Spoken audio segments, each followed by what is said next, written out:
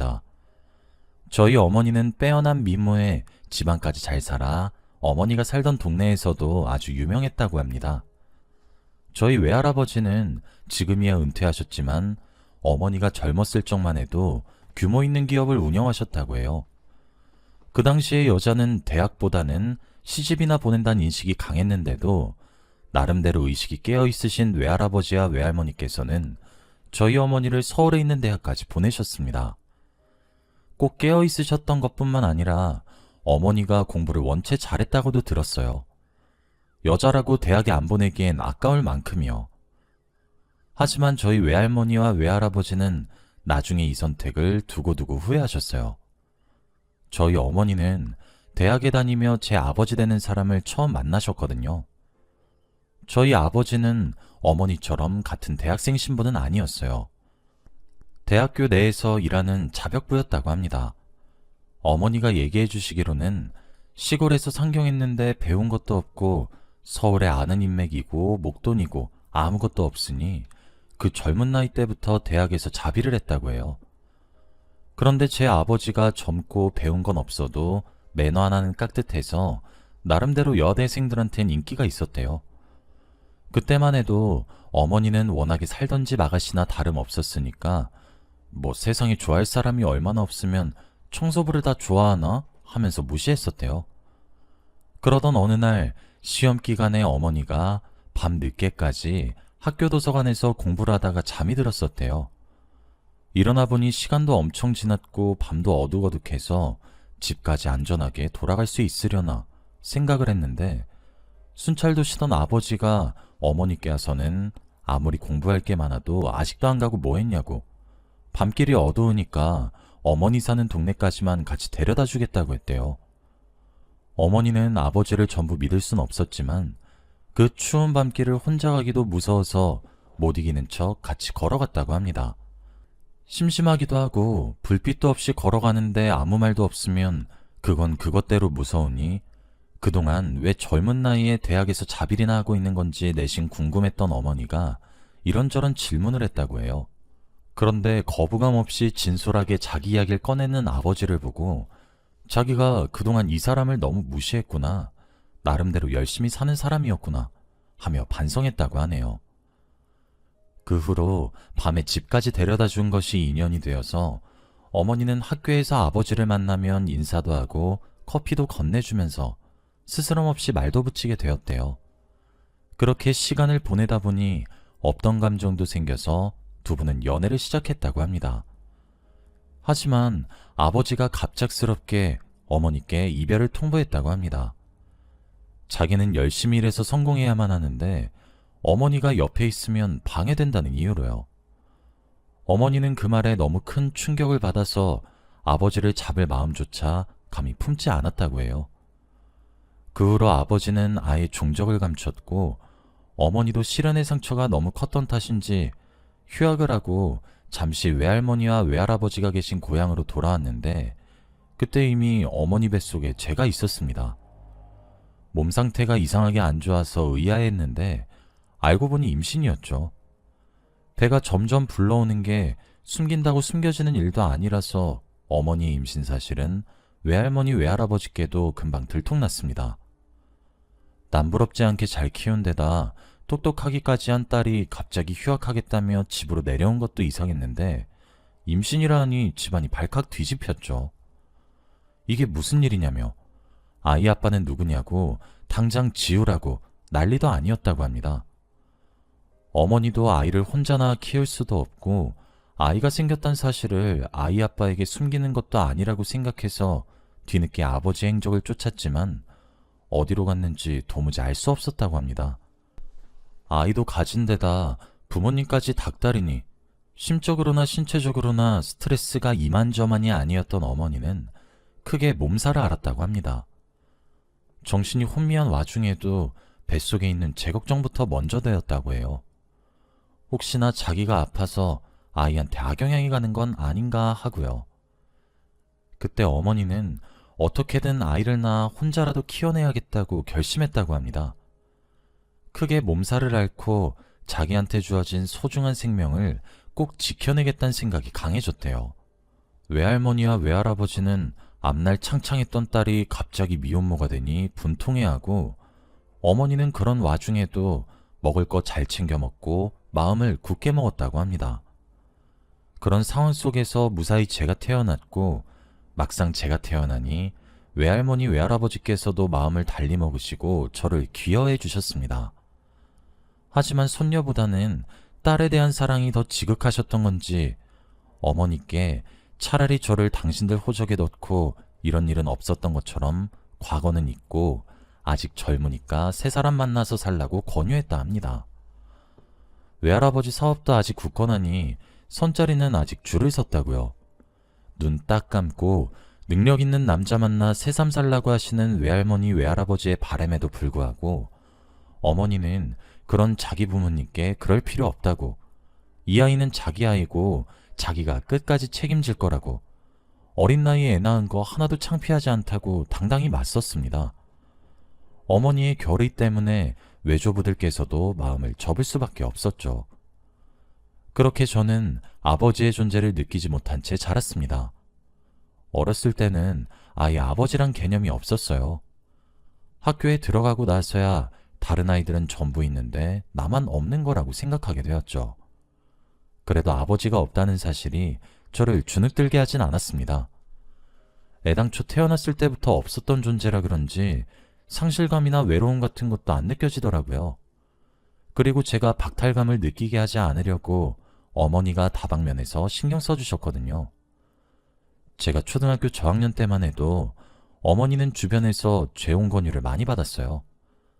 하지만 아직 제가 어린데 괜히 상처 주게 될까봐 싫다는 이유로 전부 거절하셨어요. 그러던 차에 외할아버지가 갑작스럽게 돌아가시는 일이 생겼습니다. 그동안 저희 가족의 생계를 홀로 책임지신 거나 다름없으신 외할아버지가 돌아가시니 회사를 이어받을 사람이 없어 지방가세가 기울기 시작했습니다.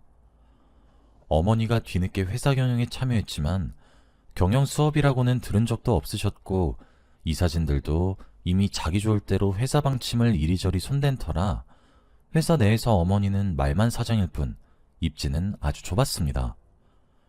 그러던 차에 회사의 전무 한 분이 어머니의 오른팔이 되어 회사를 소생하는 데 힘써주셨다고 합니다. 무사히 회사의 재정이 안정화되었고 어머니는 고마운 마음 반, 회사의 어려움을 함께 헤쳐나갔다는 의리 반으로 그 전무와의 재혼을 결심하게 되었죠. 지금 생각해보면 그때쯤 외할아버지도 갑작스럽게 돌아가시고 원치 않는 회사 일로 바빠진 어머니가 제게도 소홀해지시면서 이런저런 우울증을 앓으셨던 것 같아요.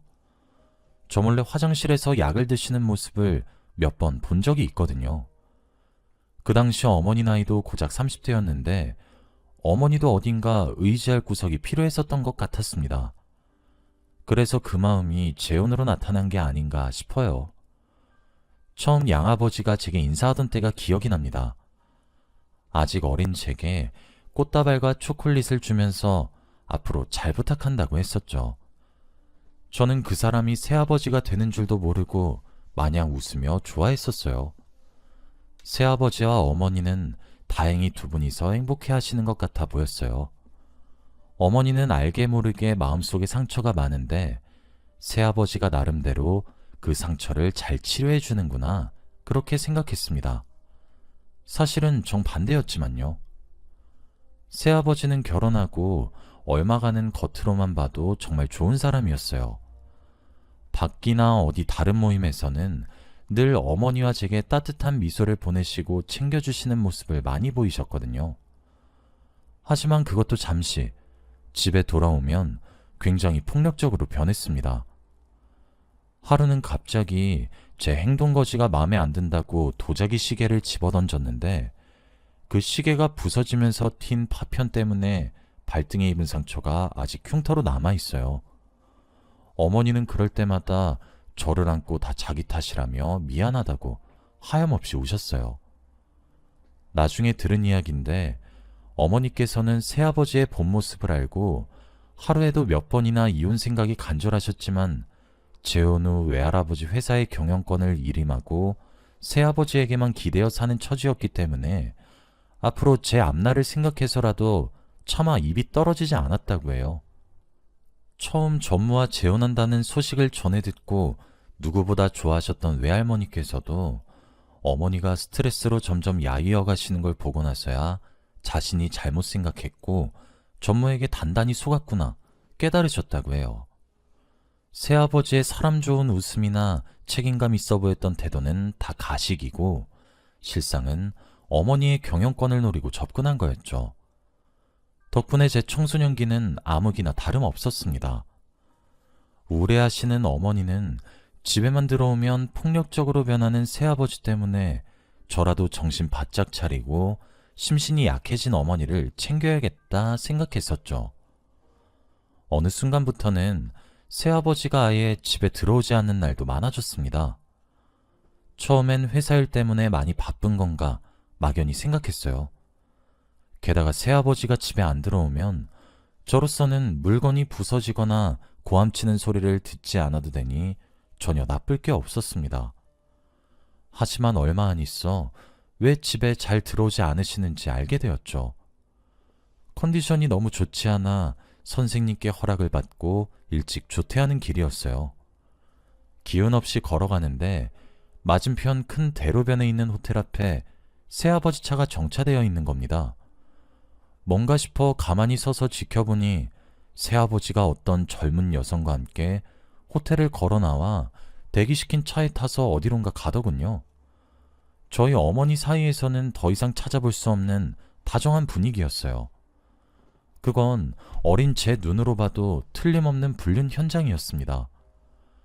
이걸 어머니께 말해야 하나 홀로 엄청난 고민에 휩싸였던 때가 생각이 나요. 그때가 사춘기였는데 이런저런 집안 사정이 겹쳐져 학교 생활에도 적응을 제대로 못하고 어머니께도 본의 아니게 걱정을 많이 끼쳐드렸죠. 저는 한참을 고민하다 결국 새아버지의 불륜 사실을 어머니께 말씀드리지 않았어요. 그렇지 않아도 마음이 많이 쇠약해진 어머니가 이 사실까지 알게 되시면 그땐 정말 무슨 일이라도 일어날 것만 같아 무서웠거든요. 그런데 제가 새아버지의 불륜을 모른 척 했던 게 다 물거품이 되어버렸습니다. 새아버지가 어머니께 이혼을 요구했어요. 따로 사랑하는 사람이 생겼으니 이혼해야겠다고 아주 당당하게 말하더군요. 제가 그 말에 분노를 참지 못하고 달려들었다가 흠씬 두들겨 맞고 그 모습을 목격한 어머니가 깜짝 놀라면서 알겠으니 원하는 대로 이혼해주겠다고 아이는 건드리지 말라고 사정사정해서 결국 어머니와 새아버지는 이혼을 하게 되었습니다. 어머니가 원하는 대로 이혼해주겠다고 한 말 때문에 새아버지로부터 양육비도 한 푼 받지 못한 채 부당하게 이혼하게 되셨죠. 아무리 새아버지 경제력에 기대어 살았다 하더라도 외할아버지가 살아계셨을 때부터 집안의 돈이 모자랐었던 적은 없어서 또래에 비해 부족함 없이 살았는데 하루아침에 집안이 쫄딱 망해버린 거나 다름없어 많이 힘들어했습니다.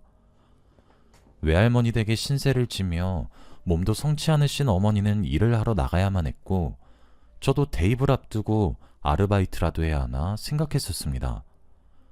외할머니는 이게 다 그 개자식 때문이라며 지역 신문에 이혼한 새아버지가 장악한 회사 소식이 실리는 걸 보면서 늘 욕을 하셨어요. 그렇게 시간이 흘러 제가 대학을 졸업하고 막 취업한 지 얼마 되지 않아 외할머니가 자는 저를 깨우시더니 깜짝 놀랄만한 소식을 하나 전하셨습니다. 잠에서 덜 깬 눈으로 할머니가 들이미는 신문을 보는데 새아버지가 장악한 외할아버지 회사가 재정 악화로 다른 사람 손에 인수됐다는 게 아니겠습니까? 외할아버지 회사의 새로운 사장이 된 사람에 대해 자수성가형 기업가라며 간략한 소개와 사진이 실려 있더군요.